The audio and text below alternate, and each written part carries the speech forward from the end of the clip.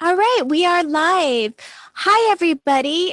This is Lainey. I'm coming to you live from Mexico, and this is part of our continued commitment to our World Schoolers Mental Health series. Today, I have the distinct honor of speaking with Sonia, who is phoning in live from from Canada. And she is going to also answer the questions in her native language, which is French, as well as in English. So in case you are a native French speaker, it'll be easier to hear the information in your native language. Sonia is a psychologist that works primarily with children. So the topic for today's conversation is going to focus on children and really facilitating and supporting your children's mental health. So welcome, Sonia. Please give us a quick introduction. And I think you're going to go French first, then English. Thanks, Lenny. Bonjour, alors je m'appelle Sonia, je suis directrice de Creative Harmony by Sonia. Je m'occupe de soutenir le développement holistique des enfants, donc que ce soit émotionnellement, intellectuellement, ou alors en comprenant les facteurs extérieurs qui influencent l'enfant, que ce soit les gens ou l'environnement. So my name is Sonia. I'm the director of Creative Harmony by Sonia. I'm supporting the holistic development of children emotionally, intellectually, and also by understanding the emotional and external factors that are around the children. So with the person around or the environment. So we're dealing with something unprecedented, Sonia, and I've been asking the other mental health workers about ways that they can manage their own self-care. I know your focus is primarily on children. Can you give us some ideas or suggestions on how parents can support children if they're experiencing elevated levels of stress or anxiety around the unknown? Alors, quand on parle de bien-être et de soins de soi, que ce soit pour les adultes ou pour les enfants, il faut bien comprendre ce que sont les émotions. Les émotions, ce sont des sensations que l'on perçoit par le corps, et ce sont des émotions qu'ensuite on retranscrit par des attitudes. So one key thing to understand when we have this kind of crisis is to really understand the emotions parts. The first one is like how the body reacts. We can have some sensation in the body, which is the first thing that you get when you get emotion. And then is also the physiological response that is linked to the hormones and the action that you're going to put, the fight, freeze, and flight. And to create language for children around speaking about what's happening in their body, the physical vehicle that they may be experiencing stress, what suggestions do you have? Are you suggesting that they name the parts of their body that are feeling it, the emotions, what does that look like from working with really young children and then all the way up through maybe say tweens and teens? Alors, pour mieux comprendre justement ces émotions, ce que je propose en fait aux parents, c'est de comprendre l'intelligence émotionnelle. Il comprend par vraiment revenir sur le corps et comprendre les sensations quand on a peur, quand on est stressé, quand on est en colère par rapport à ce genre de crise. Quelle est la sensation dans le corps? Est-ce que c'est une tension au niveau du cœur qui se tend, le body qui se crispe?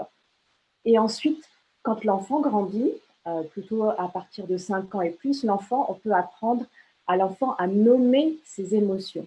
Est-ce que c'est de la colère, de la peur? Et guider l'enfant à vraiment exprimer, verbaliser les émotions. So the first thing I try to teach parents is themselves to really understand how emotions are expressed, because it always comes with a sensation on the body. Is it some tension in the body? Is it like you have the feast? So when the parents get familiar with how they feel, they can better teach the child, especially when they're young. It's like, oh, I can see that your face is making this kind of, you have kind of this kind of face, or you have you're crisping on your face, or I feel some tension. So it's really trying to go back to the body sensation.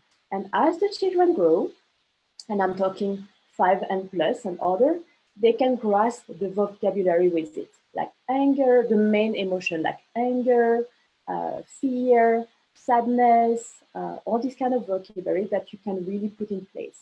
And as you teach that in the emotional intelligence, they can really better understand what's happening, and you can also better guide them in how they feel and how they can cope that kind of emotion, especially when it's negative.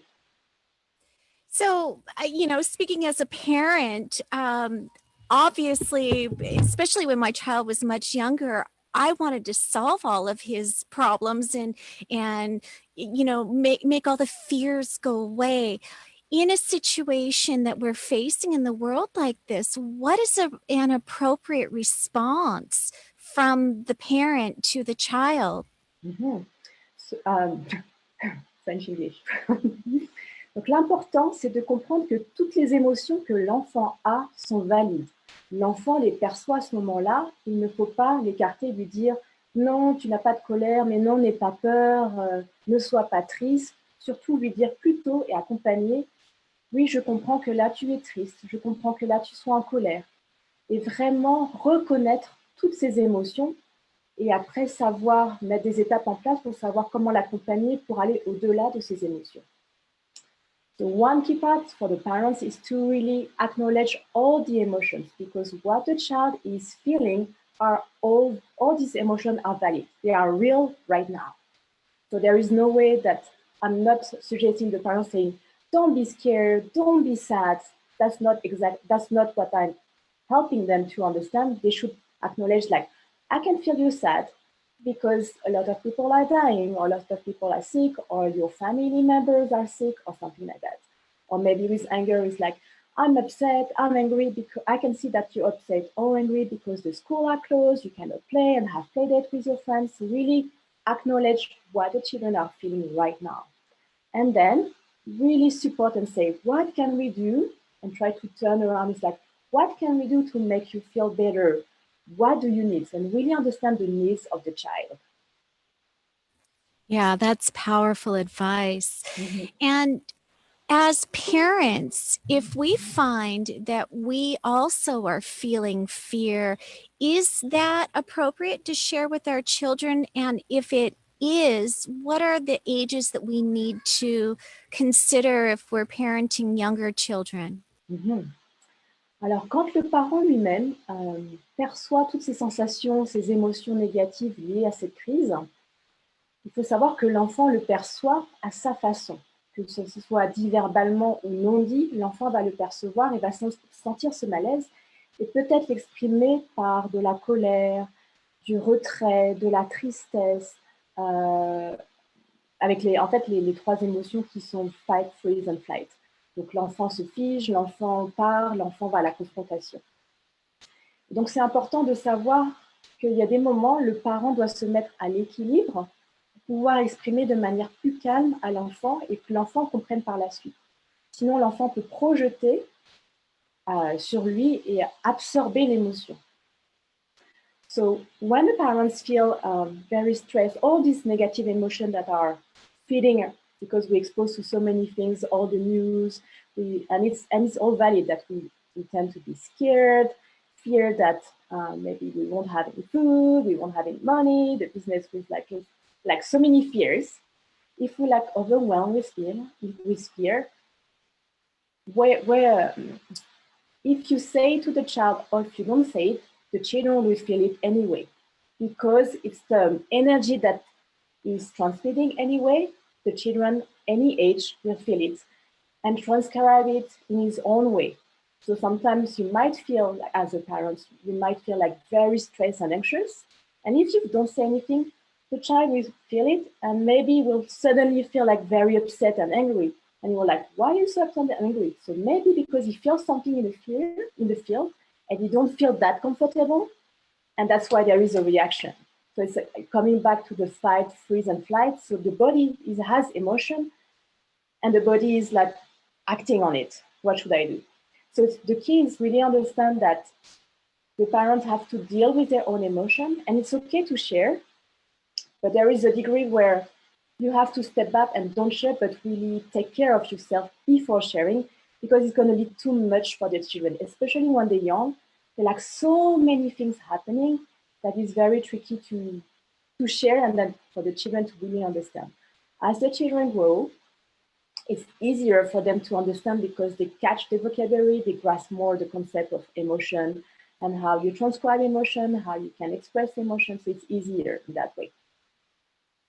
Yeah. And what about parenting with children that already have elevated levels of anxiety or even dealing with depression? What would you say? Because this could be a heightened situation for them. What advice would you give to parents that are already maybe a little stressed out because they've got a lot on their plate and their Mhm, children's needs have just elevated? mhm.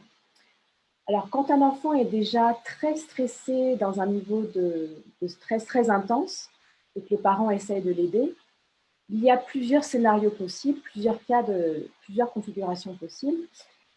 Et un indicateur, c'est de savoir comment se positionnent les parents. Dans quel état se trouvent-ils? L'idée, c'est que les parents soient dans l'état le plus équilibré possible pour pouvoir aider l'enfant et ne pas partir dans cette vague de stress, d'intenses émotions et d'anxiété. Travailler dessus. Maintenant, si le parent est à l'équilibre, donc aider l'enfant, c'est retrouver des marques par des exercices, différents types d'exercices, que ce soit reconnexion dans le corps pour pouvoir exprimer, des exercices où l'enfant peut être absorbé par une activité qui lui plaît vraiment et qui le nourrit intérieurement, plutôt que d'être dans la projection de choses qui lui font peur ou de choses qui l'angoissent. Et vraiment aider l'enfant à s'exprimer et à trouver quelque chose qui va le nourrir intérieurement. Donc, c'est des exercices de respiration, de méditation, vraiment des activités qui connectent l'enfant à soi-même et qui le remplit de joie. So when we're facing a situation where the children are already have a high level of stress and anxiety, so there are different scenarios because every family is different and the dynamic might be different. But to have like two main views, I'm going to try to explain two main views. So the first part is to make sure that the parents dealing with this type of very high level anxiety with the children is to really work on their own balance. Because if the parents are not as emotionally balanced as they could, they will be pulled in that fear, in that anxiety, depression mode with the children, and that will prevent them to really support the children. So they really have to work themselves to remain as present as possible, as balanced as possible with many type of exercise, kind of meditation, breathing, something that will really nourish themselves to feel the balance, their inner balance. Then they can support the children. So to support the children, kind of similar to the parents, they have to work on going back to their inner balance, grasping the body sensation again, like I feel, and do many activities during the day so they can come back. Otherwise, they're going to be too much in their thoughts about anxiety and projection because we are all together connected to the collective. And that's like the vibration, the field is like very intense. So that's a lot for the children to process, especially when they are at that level.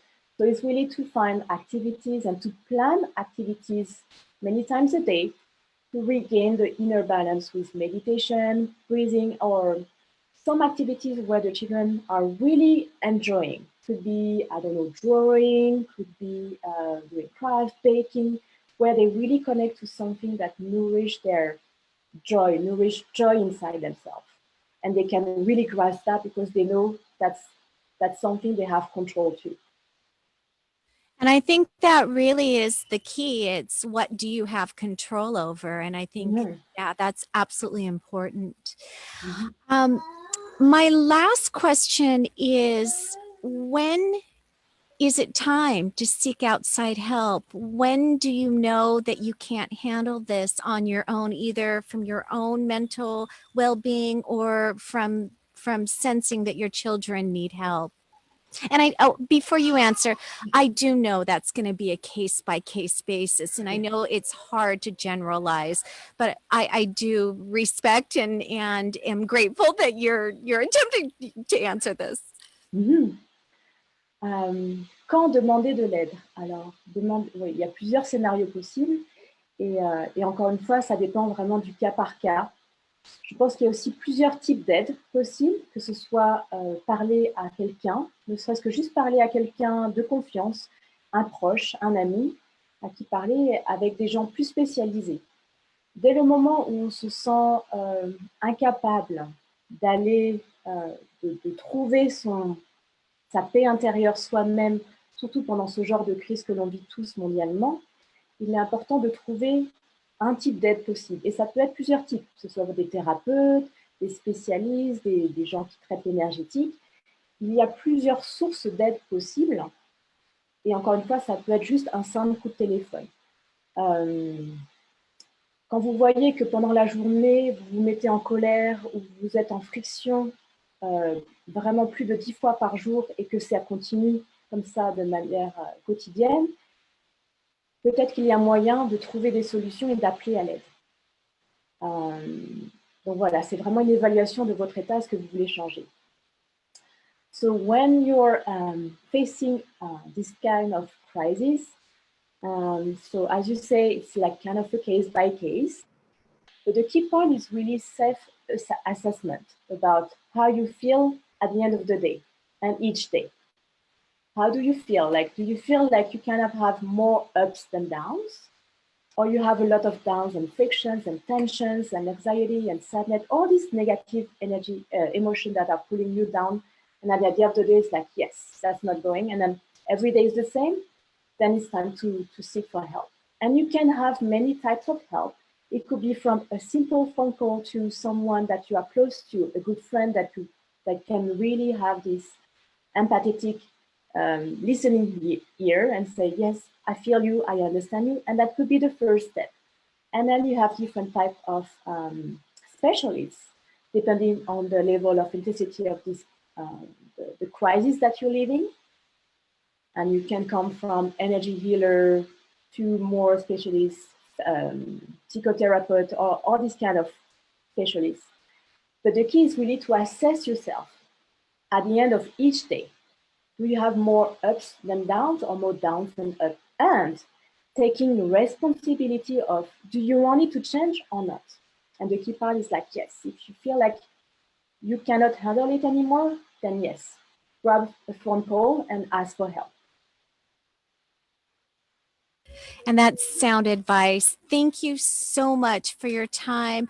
I'm Thank going you. to I'm going to ask if you could leave all of your information, not Sure. only on this thread, I'll move everything also over to the mental health thread. Thank you. I'm so grateful for you and for all the people in the community that are stepping up to support one another. Thank you. Thank you for having me. And I hope that the strategy and the tips that I'm sharing are going to be beneficial for people and families. I'm sure they are. And I love that your focus has been on the children. Thank you. Have a Thank you, great Lady. evening. Thank you. Bye.